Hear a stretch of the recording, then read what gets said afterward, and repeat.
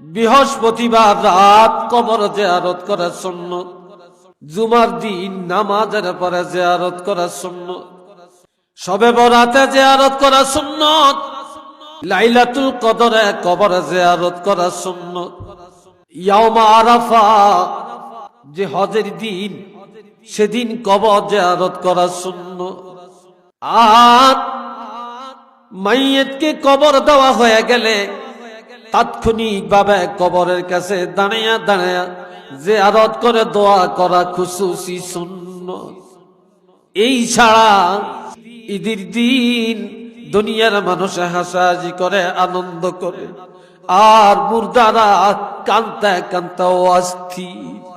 এই জন্য আমার রাসূল বলেছেন, তোমরা ঈদের নামাজ পড়ে সুদ আগে বাড়িতে যাবা না, ঈদের নামাজ পড়ে তোমার বাবার কবর, তোমার দাদার কবর, তোমার মার কবরের কাছে আগে যাবে।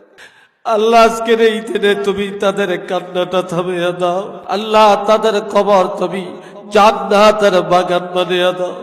এইভাবে জিয়ারত করে আপনি যখন তাদের জন্য ফরিয়াদ করে বাড়িতে যাবেন, আমার ভাইরা, এই জিয়ারতের উসিলায় আল্লাহ পাক এই মুর্দাগানের কবরের আযাব ক্ষমা করে দিবে।